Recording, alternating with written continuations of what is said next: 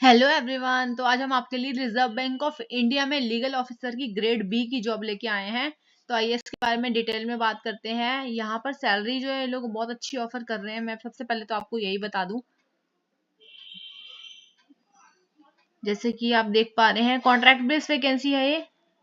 6 vacancy इन लोगों ने out करी है और धीरे धीरे आप इसके बारे में देखेंगे आगे, क्योंकि ये नोटिफिकेशन थोड़ा बड़ा होने वाला है। लास्ट डेट जो है यहाँ पे 26 फरवरी है, इन्होंने बता दिया है। 6 फरवरी को ये आउट हुई है वैकेंसी। लास्ट डेट 26 फरवरी है, उससे पहले पहले अप्लाई करना जो भी एलिजिबिलिटी को फुलफिल करता है। इंडियन सिटीजन होने चाहिए सबसे पहले, तो इन्होंने बोल दिया। अदर वालों को भी दिया जाए चांस यहाँ पर इंडियन तो हो ही हो। मोड ऑफ एप्लीकेशन जो है आपका ऑनलाइन है, ये लिंक दे रखा है, इस पे जाके क्लिक कीजिए और अप्लाई कर सकते हैं। अपेंडिक्स ए में यहाँ पर इन लोगों ने अप्लाई मोड के बारे में डिटेल बता दी है। आगे मैं बताऊंगी इसके बारे में कैसे करना है। ये नोटिफिकेशन आपको टेलीग्राम पे मिल जाएगा। मेरे चैनल को लाइक सब्सक्राइब एंड शेयर कर लीजिए ताकि आपको वैकेंसीज की टाइमली अपडेट मिलती रहे। जैसे कि इन्होंने बता दिया 6 फरवरी को शुरू हुआ है और 26 फरवरी यहाँ पर लास्ट डेट है इसकी बताई गई। और डेट ऑफ एग्जामिनेशन भी साथ ही इन्होंने बता दिया है, 14 मार्च डेट ऑफ एग्जामिनेशन होगी। अब ये आई लीगल ऑफिसर की जॉब। अब क्या क्या मांगा गया है, तो 21 से लेके 32 साल तक के लोग यहाँ पर अप्लाई कर सकते हैं, जैसे कि यहाँ पर लिखा हुआ है। कैंडिडेट 2 फरवरी 1994 के बाद बॉर्न से लेकर 1 फरवरी 2005 तक के बीच में बॉर्न होना चाहिए। 3 साल का आपको एज रिलैक्सेशन मिल जाएगा अगर आपके पास एलएलएम की डिग्री है या फिर पीएचडी की डिग्री है, तो आपको 5 साल का मिलेगा। साथ ही इन्होंने कहा है रिक्वायरमेंट्स की बात करें तो आपको लीगल इश्यूज के साथ डील करना आना चाहिए। रेगुलेशन बैंकिंग वाले लॉ से आप वाकिफ हो। Foreign law exchange management act 1999 और companies act, reserve bank of India act 1934, इन सब से आप वाकिफ हो। साथ ही आपको ड्राफ्ट प्रिपेयर करने आने चाहिए। प्लीडिंग के ड्राफ्ट, कॉम्प्रिहेंसिव इंस्ट्रक्शन से आपको आइडिया होना चाहिए। काउंसिल कनेक्शन विद लिटिगेशन होना चाहिए। और साथ ही आपको conciliation officers, labour court, tribunal etcetera में अपीयर होने का आइडिया होना चाहिए कैसे होते हैं। एजुकेशन क्वालिफिकेशन की बात करें तो मिनिमम 50% से आप पास हुई हो, जहां से यूजीसी अप्रूव्ड यूनिवर्सिटी हो जो।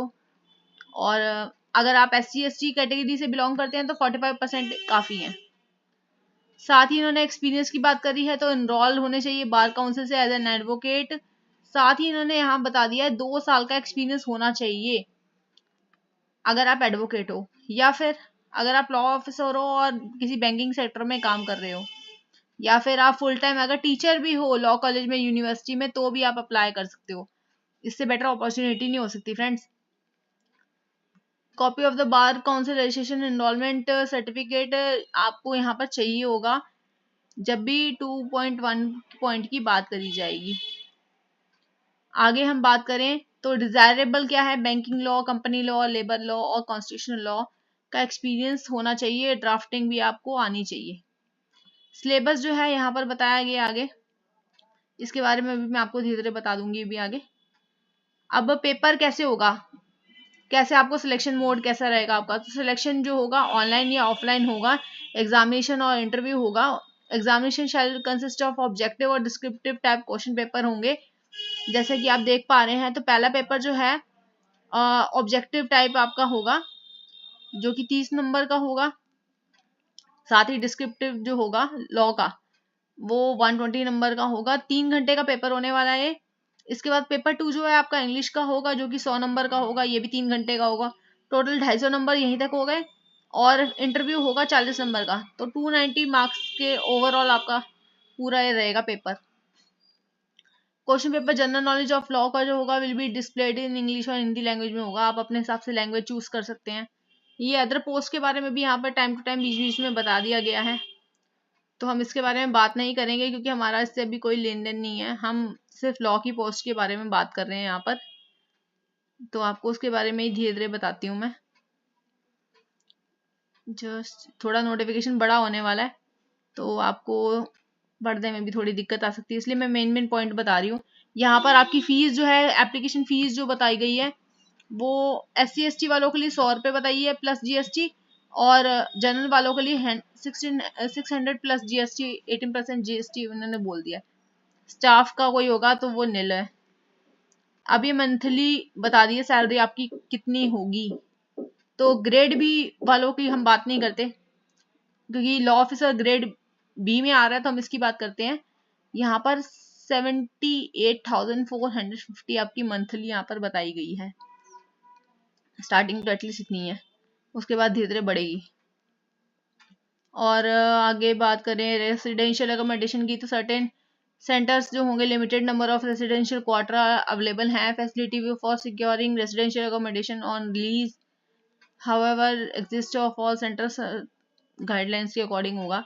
प्रोबेशन पे रहोगे आप 2 साल के लिए। Initial appointment will be on probation for 2 years। Promotion are reasonable, prospects of promotion are higher grade.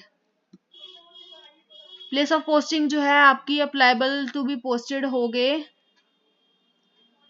Candidate are liable to be posted and transferred anywhere in India. और आगे बात करें क्लोजिंग डेट 26 फरवरी मैंने बताई दी आपको।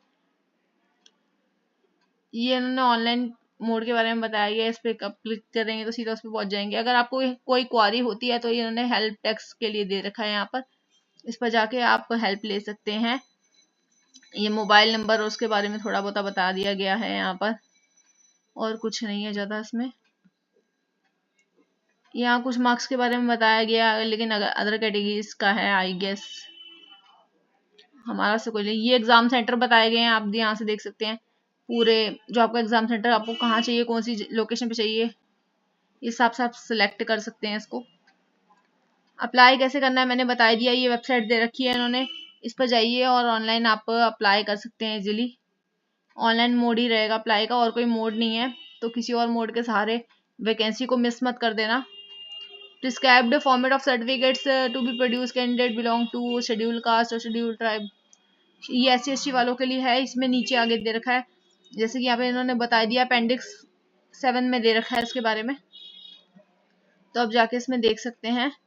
अब अप्लाई कैसे करना है तो मैंने बताया आपको, वेबसाइट है यहाँ पे दे रखा है। यहाँ पर फोटो कितना होना चाहिए, कितने सेंटीमीटर की होनी चाहिए, ये सब यहाँ पे बता दिया गया है। लेफ्ट थंब इम्प्रेशन होना चाहिए on the white paper with black और ब्लू इंक।